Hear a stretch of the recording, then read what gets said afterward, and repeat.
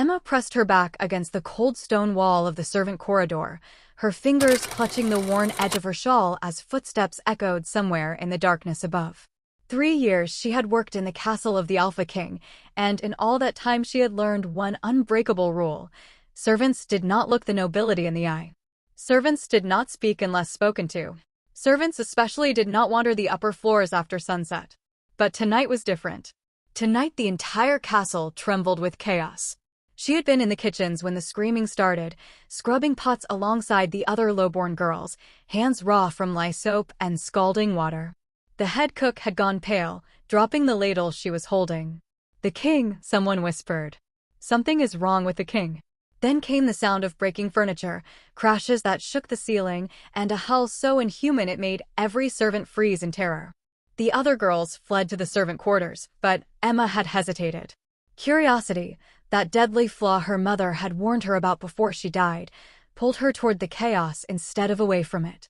She climbed the narrow back staircase, meant only for those who carried firewood and chamber pots, her heart hammering as another crash echoed from somewhere above. The upper corridor was in ruins. Shattered glass glittered across marble floors. Tapestries hung torn from the walls. Courtiers in silk and velvet pressed themselves into doorways, faces white with fear. No one tried to stop her as she moved past them. No one even looked at her. They were all staring at the heavy oak doors at the end of the hall, the ones that led to the king's private chambers. A roar came from behind those doors, deep and guttural, more animal than man. Emma felt something strange ripple through her chest, a pull she did not understand. Her feet carried her forward before her mind could stop them. A guard stepped into her path, his hand on his sword, but before he could speak another crash sounded and the doors splintered outward. The Alpha King stood in the doorway, and Emma forgot how to breathe. She had seen him before, of course, from a distance. During feasts when servants lined the walls like living furniture. During processions when he rode through the courtyard on a black warhorse. But she had never been close enough to see the inhuman gold of his eyes, the way his pupils had elongated like a wolf's, the way his skin seemed to ripple as though something monstrous fought beneath the surface. His hair fell past his shoulders, dark blonde streaked with lighter shades as if touched by sun and wind. He wore only trousers, his chest bare and heaving, muscles coiled tight with barely controlled violence. Blood ran from his knuckles where he had struck stone. His lips pulled back from his teeth, and Emma saw the fangs, long and sharp and wrong. The guard beside her stumbled backward. Courtiers pressed themselves flatter against the walls. But Emma stood frozen, caught in the golden glare of those terrible eyes. The king went utterly still. His head tilted, nostrils flaring. Then he moved, faster than anything human should move, and his hand closed around Emma's wrist. She gasped, expecting pain, expecting death, but his grip was careful despite the trembling that shook his entire frame. He pulled her toward him, his other hand rising to her face. His fingers brushed her jaw, her throat, and Emma felt the sharp points of claws against her skin. He breathed in deep, his face so close to her neck she could feel the heat of him. Then, impossibly, the trembling began to slow. The tension in his shoulders eased. The gold of his eyes dimmed to something almost human. "Take her inside," a voice commanded, and Emma realized it was the king's advisor, an older man with silver in his beard. "Quickly, before it starts again." The king did not let go of her wrist as he pulled her through the splintered doors into his chambers. The room beyond was massive, filled with destroyed furniture and shredded curtains. Emma's shoes crunched on broken glass. The doors slammed shut behind them, and she heard the sound of heavy furniture being dragged against them from the outside. They were alone. The king released her wrist and stepped back, his chest still heaving. He stared at her as if she were some puzzle he could not solve. "What are you?" he said, his voice rough and low. Emma's throat had gone dry. "A servant, Your Majesty. I work in the kitchens." "No." His eyes narrowed. "What are you that calms the wolf?" She did not understand the question. She did not understand any of this. "I do not know, Your Majesty. I only heard the noise and I came to see. You should not have come." His hands curled into fists at his sides. "You should run. Right now. Before I lose control again." But Emma saw the way he was fighting it, whatever it was. Saw the tremor that ran through him, the way his jaw clenched tight enough to crack teeth. She saw pain in those golden eyes, raw and desperate. Instead of running, she took a step closer. "Let me help." "You cannot help." His voice came out strangled. "No one can. It happens every year on this cursed day. My wolf rises, and I cannot contain it. 3 times I have nearly killed members of my own court. They lock me away until it passes. Then let me stay until it passes." The words came out before she could stop them. "If I calm it, let me stay." He stared at her for a long moment. Then another tremor shook him, and he turned away, his hands gripping the edge of a broken table. "Go," he growled. "Before I do something we both regret." Emma should have listened. Should have fled while she still could. But something in her refused to leave him like this, alone and suffering. She crossed the room and placed her hand on his back. The effect was immediate. He went rigid under her touch, then slowly the tension began to drain from his muscles. He turned to face her, and the gold of his eyes had darkened to amber. She could see the war happening inside him, human and beast fighting for control. "How?" he whispered. "I do not know." They stood like that, her hand on his chest now, feeling the wild thunder of his heartbeat gradually slow. The night deepened beyond the windows. Somewhere in the castle, musicians still played, celebrating a birthday the king could not attend. He raised his hand to her face again, gentler this time, his thumb tracing the line of her cheekbone. "Your hair," he said softly, "like fire in the darkness." Emma's breath caught. No one had ever spoken to her like that.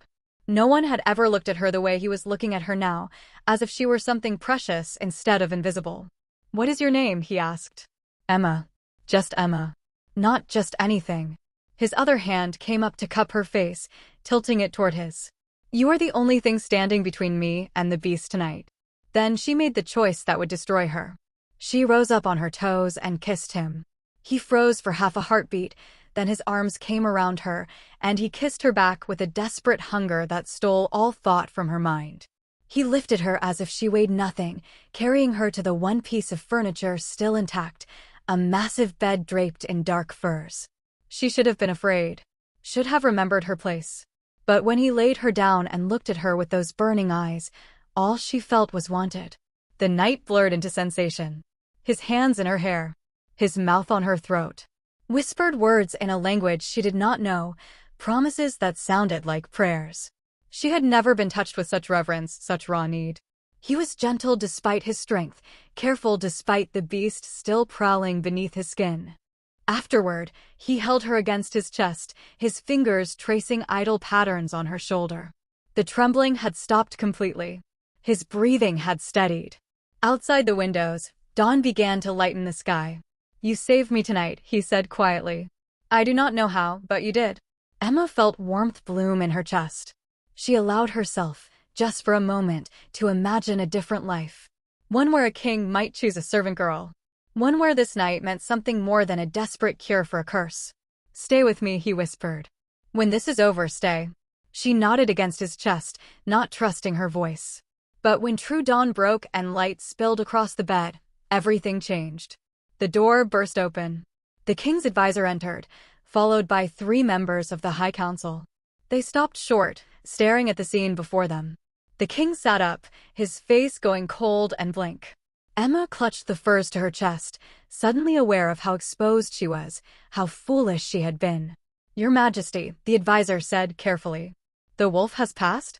"It has." The king's voice had changed completely, all warmth gone. He rose from the bed, pulling on a robe, his movements sharp and controlled. "And the girl?" The advisor's eyes flicked to Emma with barely concealed disgust. "A servant. Nothing more." The king did not look at her. "She will be sent back to her duties." Emma felt the words like a physical blow. The councilman nearest the door curled his lip. "A human servant in the king's bed. This is beneath you, Your Majesty." "I am aware." The king's tone was ice. "It will not happen again." "Your Majesty," another councilman spoke up. "You know the law. A human cannot bear an alpha's heir. The bloodline cannot be tainted. If there are consequences from tonight, there will be no consequences." The king finally looked at Emma, and his eyes were stranger gold again, but empty of everything they had held in the darkness. "Leave. Now. Before I have you removed." Emma's hands trembled as she gathered her torn servant's dress. Her face burned with shame as she dressed in front of the council, their stares heavy with judgment. She wanted to scream at him, to demand he acknowledge what had passed between them. But she was a servant. She had no voice here, no power, no right to anything. She walked to the door on unsteady legs. At the threshold, she paused, hoping he might call her back, might remember the promises whispered in darkness. He turned his back to her, addressing his counsel as if she had already ceased to exist. Emma fled. Down the stairs, through corridors that seemed to close in around her. Other servants stared as she passed, her hair wild, her dress torn, shame written across every inch of her. By the time she reached the kitchens, the head cook took one look at her and pointed to the door. "Pack your things. You're dismissed from service." Emma did not argue. She had nothing left to argue with. She gathered her few possessions, a spare dress, the shawl her mother had made, 3 copper coins saved from tips. Then she walked out of the castle and did not look back. She found work in a village 2 days' ride away, washing laundry for a woman who asked no questions. She kept her head down, spoke little, tried to forget golden eyes and whispered promises. Tried to convince herself it had meant nothing, that she had been a fool to believe it ever could. 2 months passed. The shame faded to a dull ache. She learned to sleep without dreaming of him. Then came the morning she could not keep her breakfast down. The morning her body felt strange, heavy, different. The morning the laundress looked at her with knowing eyes and said, "Girl, when was your last bleeding?" Emma's hands went cold. She counted back the days, the weeks. No, it could not be. He had said there would be no consequences. But her body knew the truth before her mind accepted it. The sickness that came in waves. The tenderness in her breasts. The way certain smells made her stomach turn. She was pregnant. Carrying the child of a king who had cast her aside like refuse. Carrying an heir he had sworn could never exist. She stood in the small room she rented above the laundry, one hand pressed to her still flat stomach, and felt terror like she had never known. If anyone discovered whose child she carried, she would be killed. The council had made it clear. A human could not bear an alpha's heir. The bloodline could not be tainted.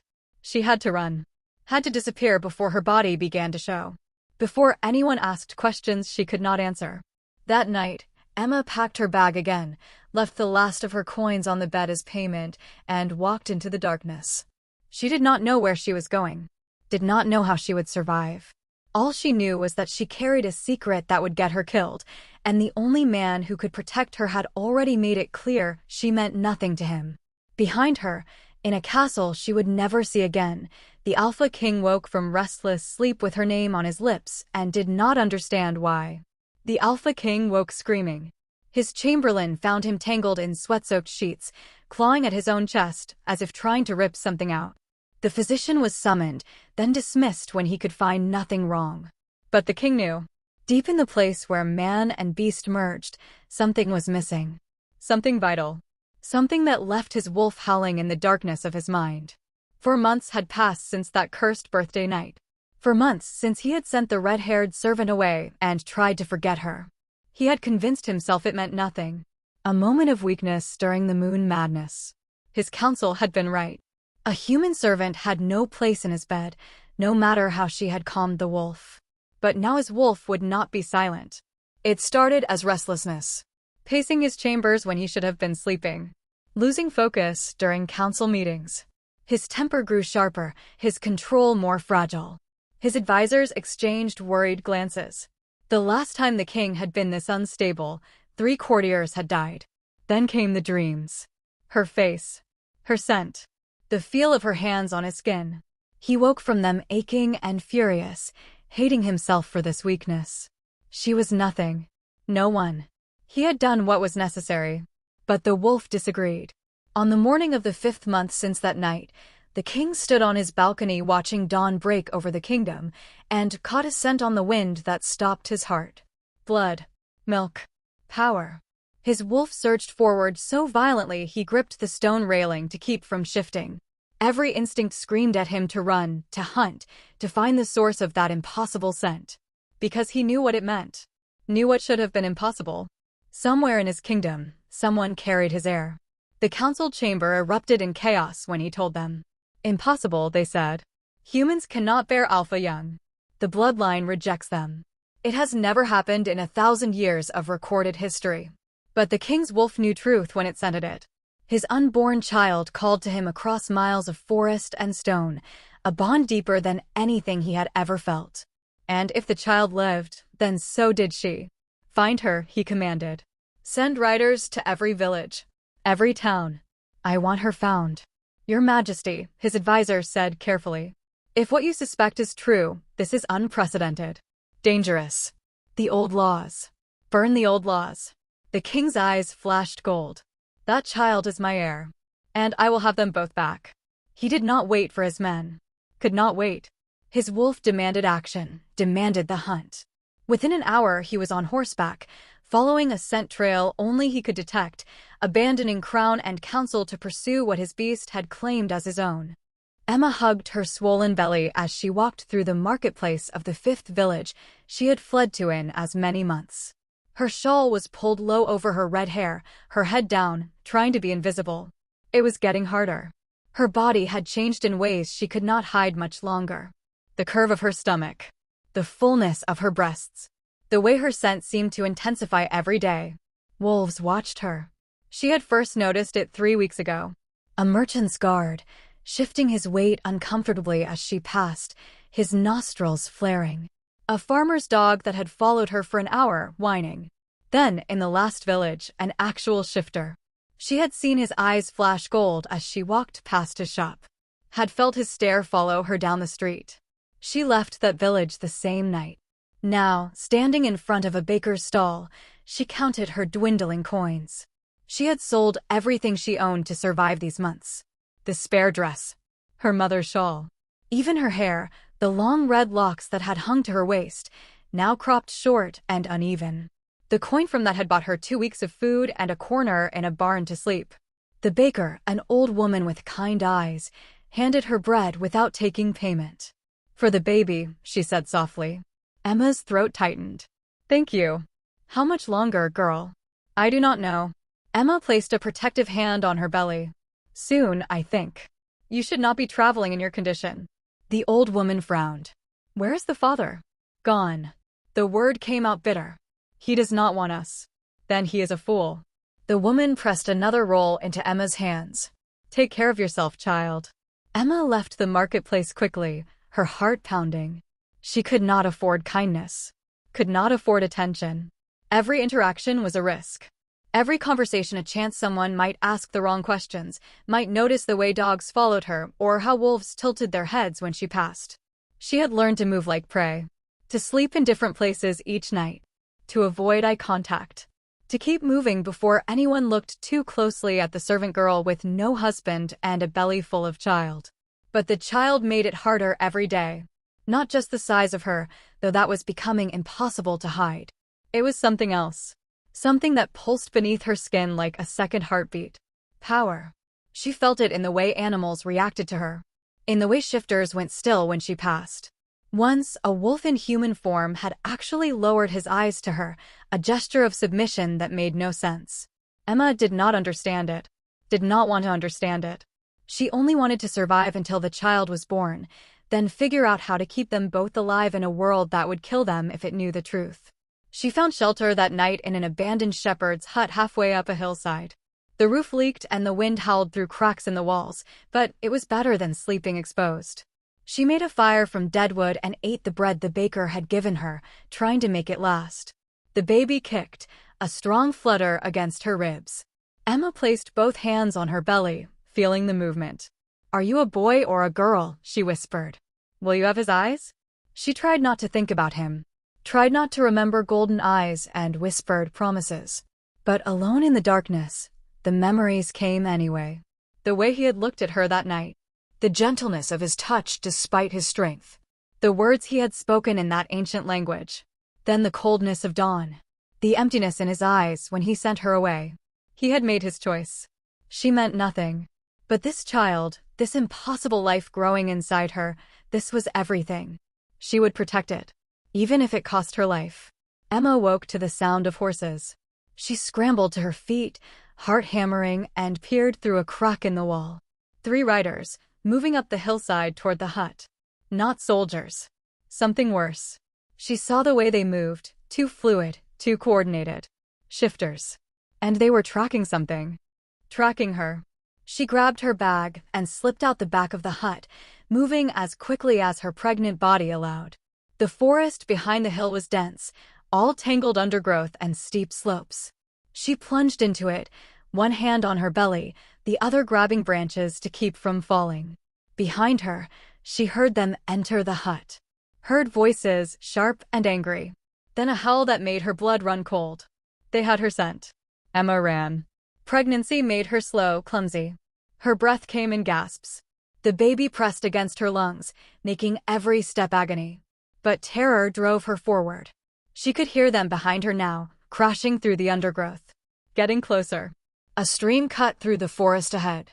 Emma splashed into it, hoping the water would hide her scent.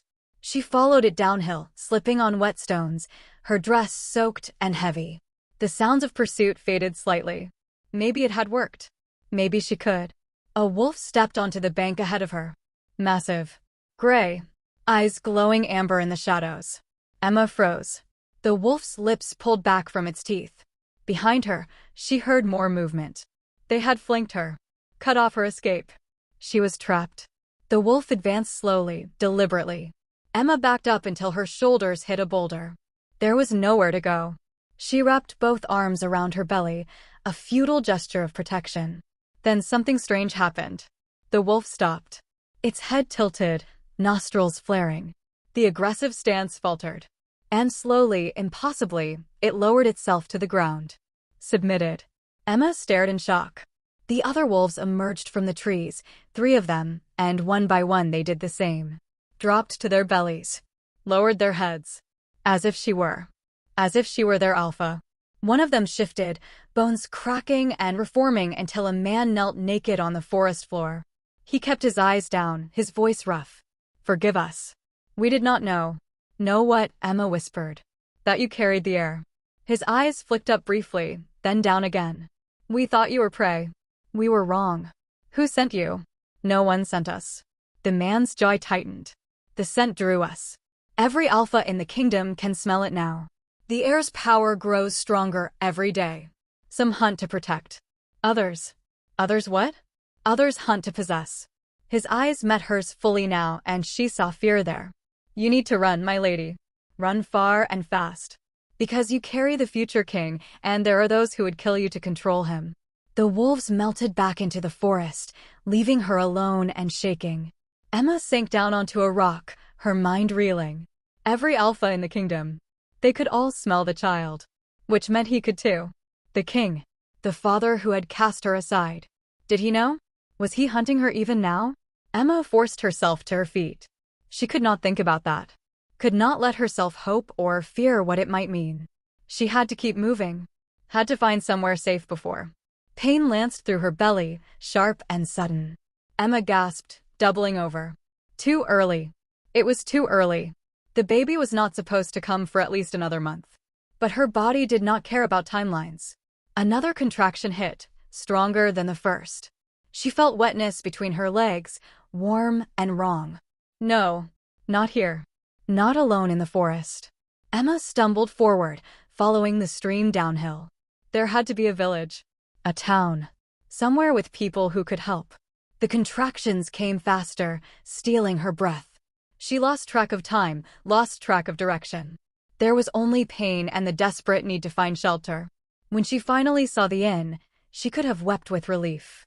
It was small, run down, perched at a crossroads between 2 trading routes.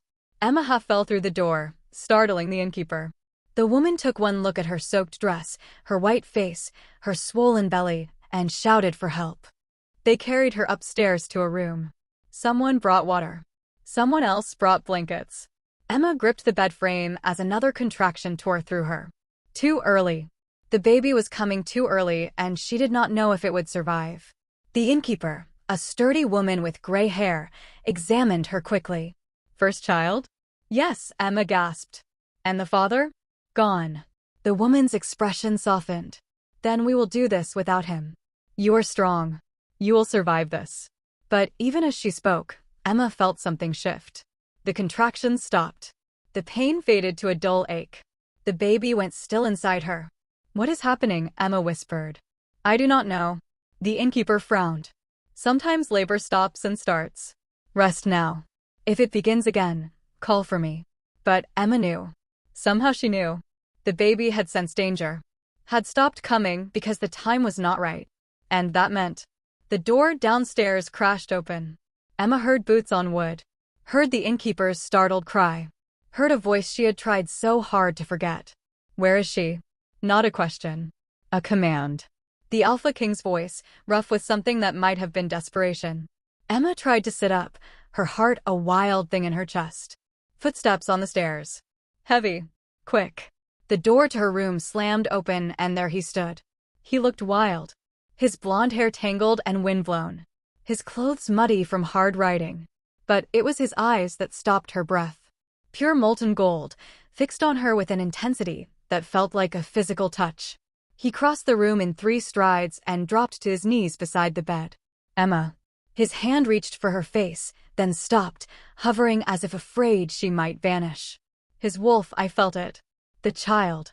Our child. Our child. She had never thought to hear him say those words.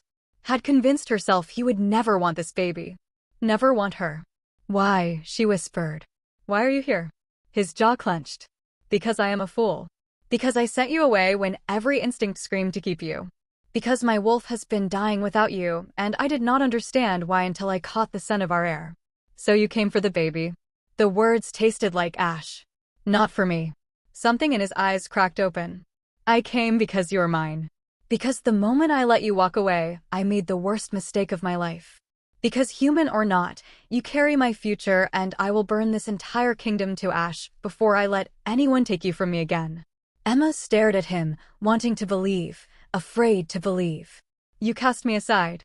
You said I was nothing. I was wrong. His hands finally touched her, cupping her face with a gentleness that belied the gold fire in his eyes. I was a coward. Afraid of what it meant that a human could calm my wolf. Afraid of what the council would say. Afraid of breaking laws that should never have existed. But I am not afraid anymore. The baby kicked, hard enough that Emma gasped. The king's eyes widened. He moved one hand to her swollen belly, palm flat against the place where their child moved. Wonder transformed his face. Strong, he murmured. Already so strong. Then his expression changed. His head snapped up, nostrils flaring. He moved to the window in one fluid motion, looking out into the darkness. They are coming. Who? Everyone. His voice had gone hard. The rival alphas. The ones who want to control the air. I lost them in the mountains, but they will have followed my scent here. He turned back to her, and the wolf looked out from his eyes. Can you ride? I do not think. Then I will carry you. He moved to the bed, gathering her into his arms as if she weighed nothing. We leave now. But Emma grabbed his shirt, stopping him. Wait. Tell me true. If this child had not existed, would you have come for me? He looked down at her, and she saw the answer in his eyes before he spoke. I do not know. I wish I could say yes. I wish I could claim I would have seen past my pride and fear without the child to force my hand. But I am trying to be honest with you now, Emma. The child woke me to what I should have known from the beginning. That you are my mate. That I cannot breathe properly without you. That whether the council approves or the laws allow it, you belong at my side. It was not the declaration of love she might have wished for. But it was honest. And honesty, she was learning, mattered more than pretty words. Outside, wolves howled. Close. Too close. The king's arms tightened around her. Hold on to me. No matter what happens, do not let go. Emma wrapped her arms around his neck as he carried her from the room. The innkeeper stood at the bottom of the stairs, eyes wide with fear and recognition. The king tossed her a purse heavy with coins. For your trouble and your silence. Then they were outside, the night air cold on Emma's face. His horse waited, a massive black stallion that tossed its head nervously. The king lifted Emma into the saddle, then swung up behind her. His arms came around her, caging her against his chest, one hand settling protectively over her belly. Where are we going? She asked. Anywhere but here. He kicked the horse into motion. The kingdom is no longer safe. We ride for the border. For lands where pack law holds no sway. And then what? Then I make you my queen. He pressed his lips to her hair, and she felt him shudder. I claim our child before all who would deny its right. And I teach the world that some bonds are stronger than any law they can write. Behind them, wolves poured from the forest. The hunt had begun in earnest. But as the king's horse galloped into the darkness, Emma felt something shift inside her. The fear that had driven her for months began to transform into something harder. Something fiercer. She was done running. Done hiding. She carried the future of the kingdom in her womb, and the most powerful alpha alive held her in his arms, ready to go to war for her. Let them come, she thought, one hand over the king's where it rested on their child. Let them all come. They rode through the night, the black stallion's hooves pounding against frozen earth. Emma clung to the king, feeling his heart hammer against her back, his arms locked around her like iron bands. Behind them, the howling grew closer. The rival packs had picked up their trail, and they were not giving up. The border is still 2 days' ride, the king said, his breath hot against her ear. We will not make it. Emma felt another contraction ripple through her, milder than before but present. A warning. The baby would not wait 2 days. Would not wait even one. What do? We fight. His voice had gone cold, deadly. I will not let them take you. They crested a hill and Emma saw the trap too late. Wolves lined the ridge on both sides, at least 20 of them, eyes glowing in the darkness. The king pulled the horse to a halt, his body going rigid. More wolves emerged from the forest ahead, cutting off their escape. They were surrounded. A man stepped forward from the pack, tall and broad-shouldered, with silver streaking his dark hair. He shifted from wolf to human as he walked, unconcerned with his nakedness. Emma recognized the markings on his shoulder. The Northern Alpha, one of the most powerful pack leaders in the realm. Marcus. The king's voice was a low growl. Stand aside. I think not. The Northern Alpha smiled, but there was no warmth in it. You ride from your own kingdom like a thief in the night, carrying something that belongs to all of us. She belongs to no one but herself. And the child is mine. A human cannot bear an alpha heir. You know this. The Northern Alpha's eyes flicked to Emma with cold calculation. Yet, she carries one anyway. Which means the child is unprecedented. Powerful beyond measure. And you would keep that power for yourself? The child is my heir. The king's wolf bled into his voice, making it inhuman. Mine to protect. Mine to claim. Your council would disagree. The Northern Alpha gestured to the wolves surrounding them. They have already sent word. The human is to be eliminated. The child, if it survives, will be raised by the council to prevent any one pack from gaining advantage. Emma felt ice spread through her chest. They want to kill me and take my baby. They will do neither. The king dismounted in one smooth motion, placing himself between Emma and the Northern Alpha. His body began to change, bones cracking, muscles reshaping. Golden fur rippled across his skin. The Northern Alpha laughed. You would fight us all? For a human servant and a child that should not exist? I would burn the world.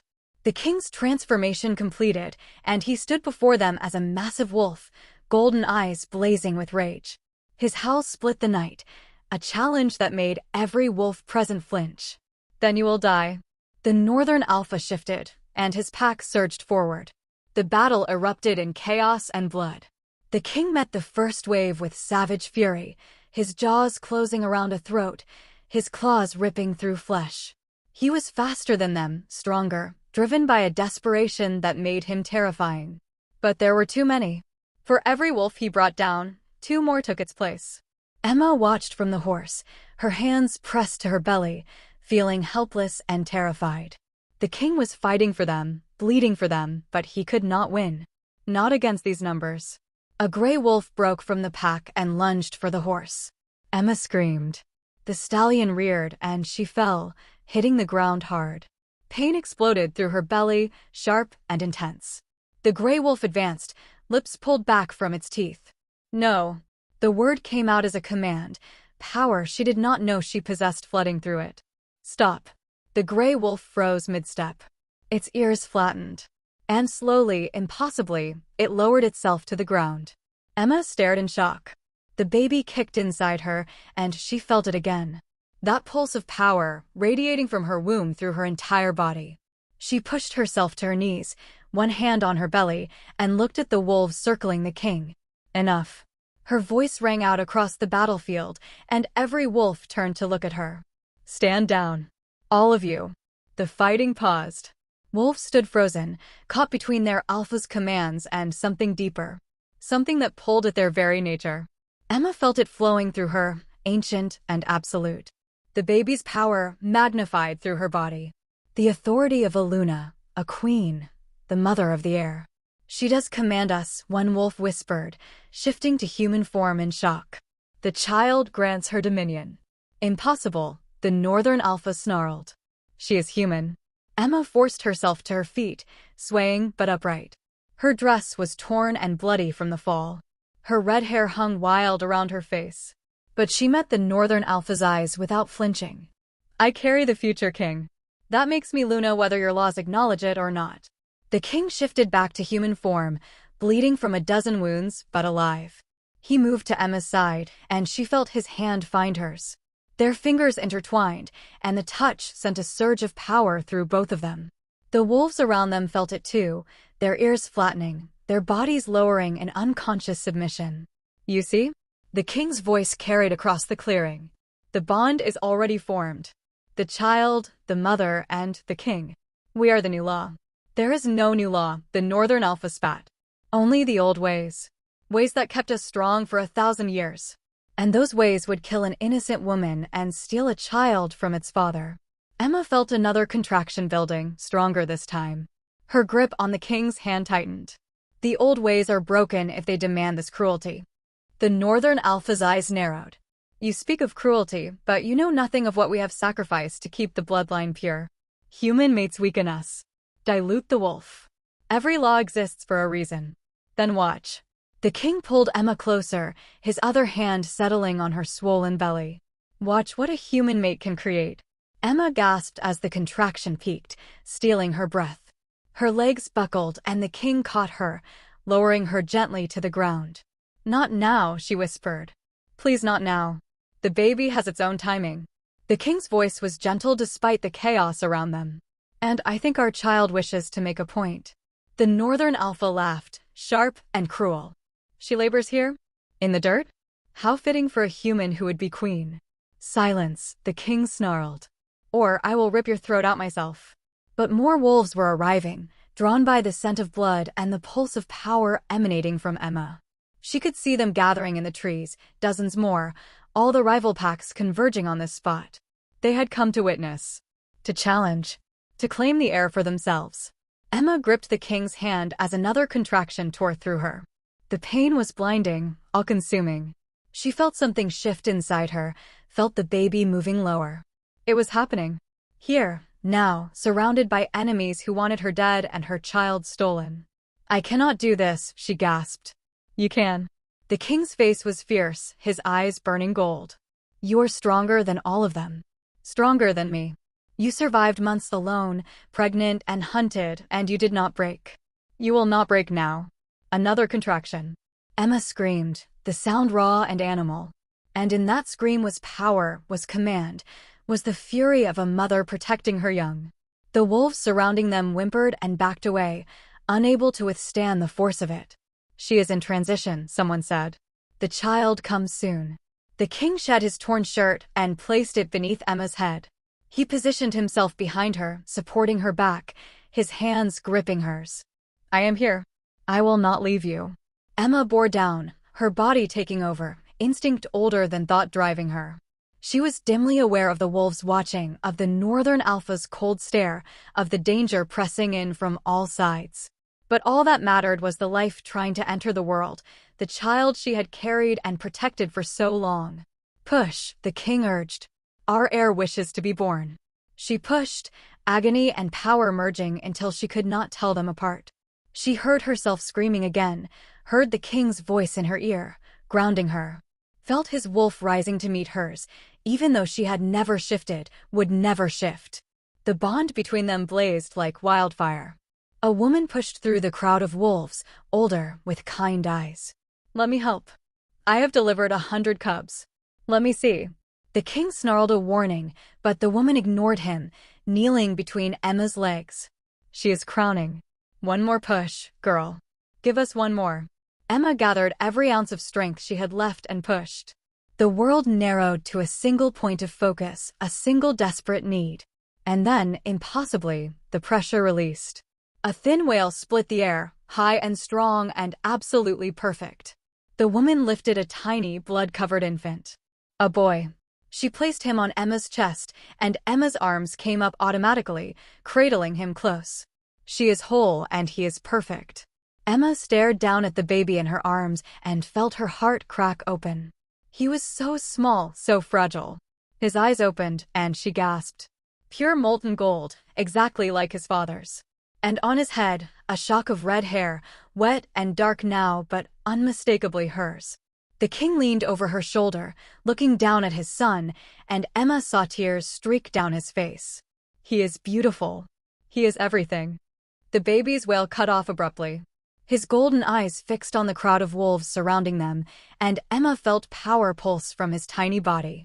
Stronger than anything she had felt from him in the womb. The baby had not just inherited wolf blood. He had magnified it.